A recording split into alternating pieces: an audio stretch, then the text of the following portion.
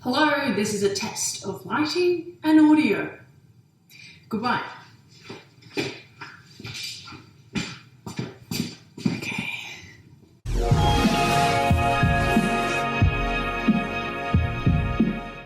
Hey team, and thank you so much for checking out this video. Today is pretty exciting because we haven't done cosplay videos on this channel for so long, let alone DIY. And today I will be showing you my journey on making the wig for Harley Quinn from the Suicide Squad. The reason why I said journey and not tutorial is I don't know how this is going to go. So I'm just going to take you with me, and if it turns out good, then this will be a tutorial, and if it turns out bad, I just get to embarrass myself on the internet again. The reason why I chose a synthetic wig for this cosplay is that her hair is so extremely long, so to invest in human hair would be incredibly expensive. So I have gone with about an $80 wig. I got this from Wig is Fashion. I am not sponsored. I got it very long. I will leave the details of the wig in the description box below so that you can get the exact color and length should you choose to get the exact wig that I got. Hey team, voiceover Laura here. So as you can see in this shot from the movie, compared to the wig that I purchased, her hair has a lot more yellow highlights and undertones. So if I had my time again, I would have gotten a shade with more yellow. So take that advice if you'd like. I have a comb, scissors, hair ties and bobby pins. Optional, I also got wig styling mannequin head and a table clasp so I can style it without it being on my head. I have synthetic dyes. This is Ripped Dye More in colors Racing Red and Graphite.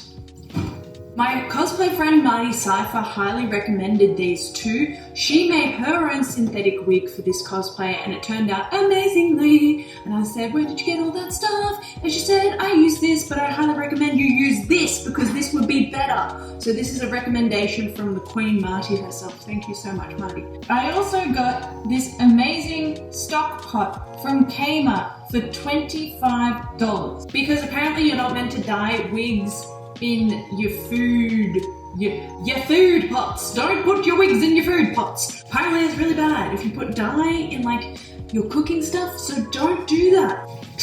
Gloves for dyeing. Oops, okay. These are all the things I'll be using to dye and style the wig. I have my wig stand on the counter. When I chose the wig, I made sure that I got a wig with a center part here so that it wouldn't be too hard to style. So what I'm doing is I'm following that center part down the wig and sectioning it.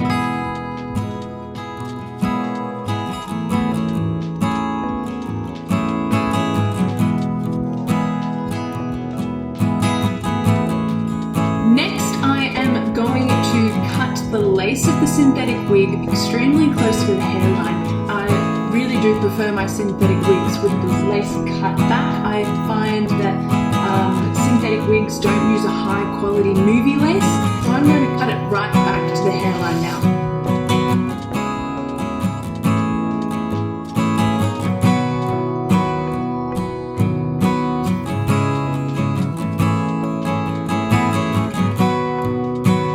I have put on my glorious lunch lady cap.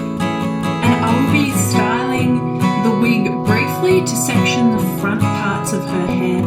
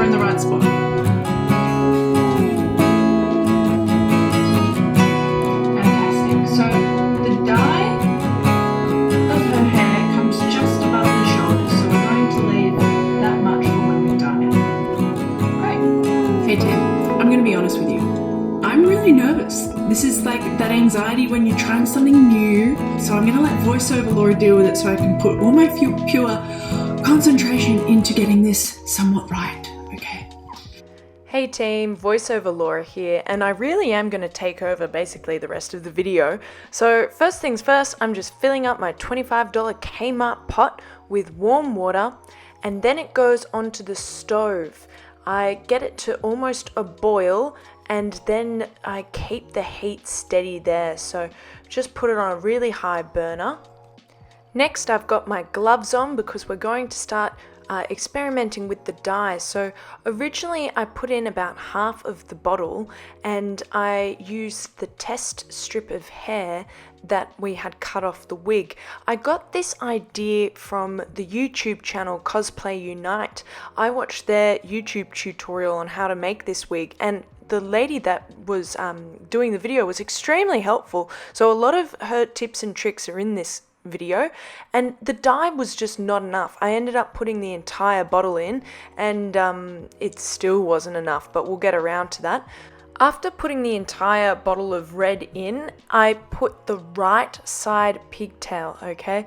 I was freaking out. I was scared I was going to get it wrong, but it's the right side, and I put that entire pigtail in, and then as you can see here, I'm using the paper towel rack to hold the wig in place.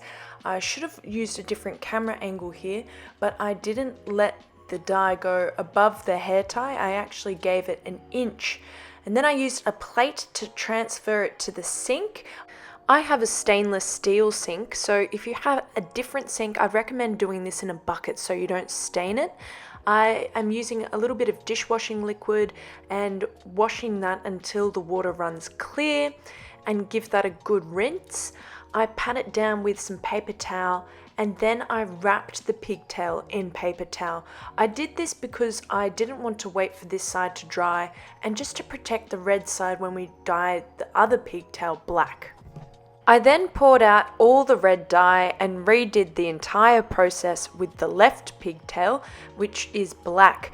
I didn't do any test swatch with this dye. I could tell by the color of the water it wasn't going to be enough, so I used the entire bottle and I let that sit for 20 minutes, just like I did with the other red pigtail, both 20 minutes.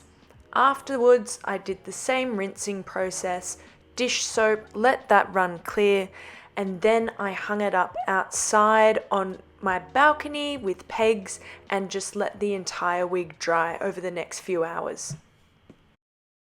So basically, this is how the black turned out after its first dye, and I really wasn't happy with how dark it was. It's kind of like a blue-grey, but it's definitely blue. And then revisiting the photos that I have from the movie, it's meant to be like pitch black.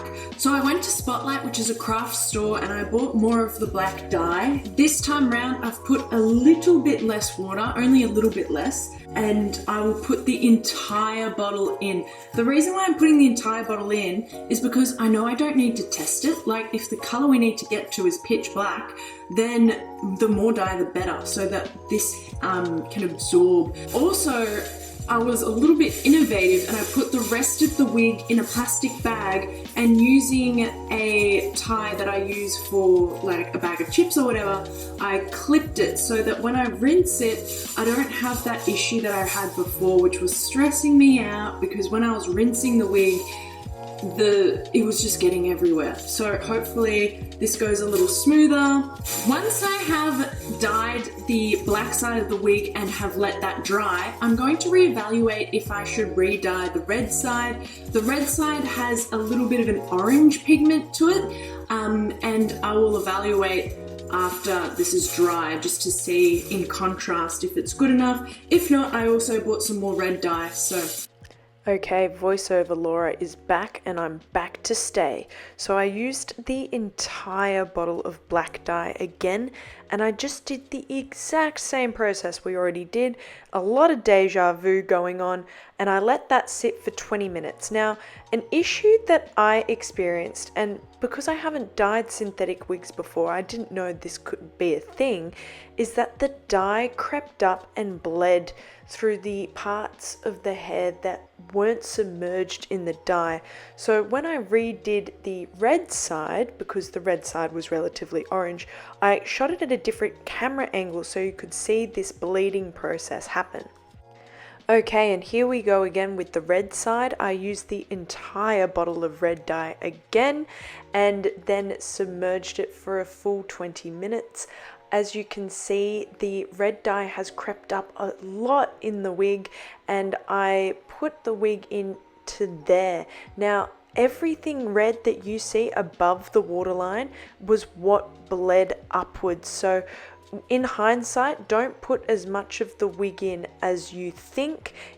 It really caught me by surprise how much the dye bled upwards. So keep that in mind when you're doing this for yourself.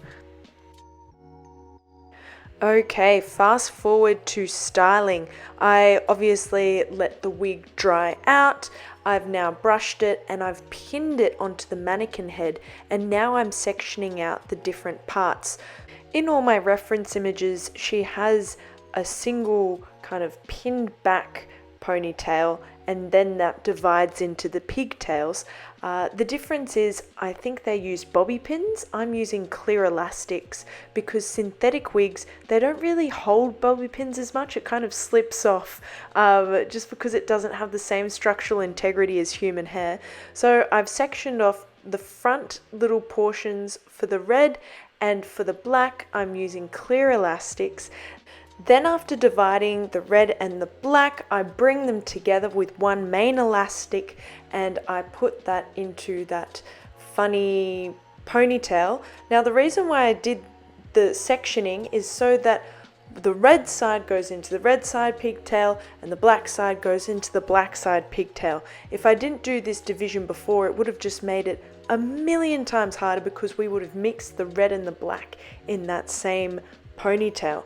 So here I am finally doing the pigtails, and this is the end result. Now you can see the netting underneath, but really when I wore it you could barely tell. I also decided to leave the length of the original wig. I know it's a little shorter in the movie, but I genuinely enjoyed the length. And then I went ahead and did a little straighten of the two front parts. I tried to curl it upwards to get it away from the face and frame it, and then I did some bangs. What I'm doing is I'm cutting in an upwards motion, otherwise if you cut it side on, it's no good. If you watch how to properly cut bangs, this is what I'm talking about, friends. And that was it. The wig is completed. I hope you enjoy this video, this tutorial, and I hope it helps you with your Harley Quinn cosplay. I love you very much, team. Thank you so much for watching the video. Forever! Or for the and thanks for joining. No, I hate that. Okay, wig because her hair. Sorry. A wig styling mannequin hair. Ow. Okay. I'm going to set Oh! Haha! Oh! Remember, it's either a hiccup.